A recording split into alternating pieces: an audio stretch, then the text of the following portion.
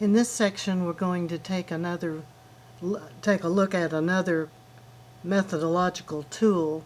Uh, Perhaps you've already watched the segment that deals with Kenneth Burke's dramatistic pentad, the 5-point pentad, which has formed the basis for research, the writing of a number of master's theses analyzing rhetorical situations, so on. If you haven't, you'll get to it soon, I'm sure. In this particular segment, we're looking at what's called the critical incident technique, and this derives out of narrative theory. Uh, it supports the research in that area and has its roots in that. And there are 5 interrelated steps, as we'll see.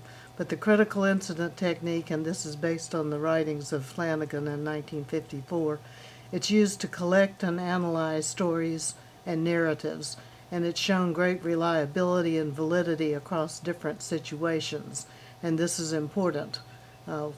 We talked about that in the theory building section, that whatever theories you're using, whatever methodologies you're using, it's important that people get the same results, even though they may be researching in different parts of the country, different parts of the world. And critical incident technique is holding up very well as a research methodology. It's used to gather and to analyze memorable experiences, and these are not always necessarily the most recent experience of an individual.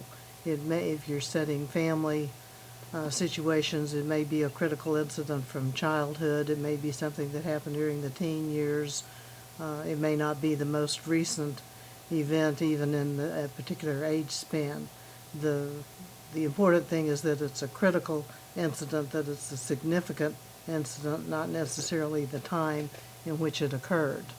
And there are 5 basic steps. You identify the activity to be studied. Perhaps you're doing research, the researcher's looking at cancer survivors in a specific area of cancer experience, or maybe you're looking at people who had traumatic visits to the dentist when they were children, or individuals who've witnessed horrific scenes. They've been caught in tsunamis or earthquakes or other natural disasters and have had to cope with the after effects. There are all kinds of scenarios one might imagine. But anyway, you identify the activity that's being studied, and then you develop data collection standards, such as observing behaviors described in the narrative, to provide some contextual detail. You collect the data, analyze and classify the data, and interpret the data. The participants are asked to express their most pivotal perceived moments in their lives. This is based on the work of Boudreaux and Query back about 2005. But the pivotal moments are then categorized as having a negative, mundane, or positive influence in the individual's life. And so again, it's not necessarily the most recent thing that's occurred, but it's those events in life related to the topic that's being researched, and you ask the person to report that incident, to tell that story, if you will. And again, we want fidelity and coherence in those stories so that they're believable. But the participants express these significant pivotal moments in their lives and then talk about whether it was a negative or a positive experience, and this provides then the basis for the researchers' classification and conclusions that are drawn out of that data.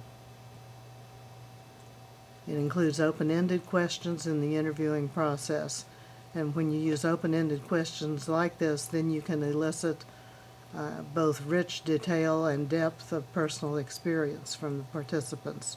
You're not limited to the kind of the level of research that you get with a quantitative questionnaire type experience. That has its good points and its value in research too, but because this is open-ended, there's room for the individual to report detail and depth and personal slants and interpretations in the relaying of the experience, and then the researcher has that to draw on as they go back and review it for critical pieces of information. Anyway, it's an interesting technique. It's been around a number of years, and like I said, it's well established, and it has its roots in narrative theory.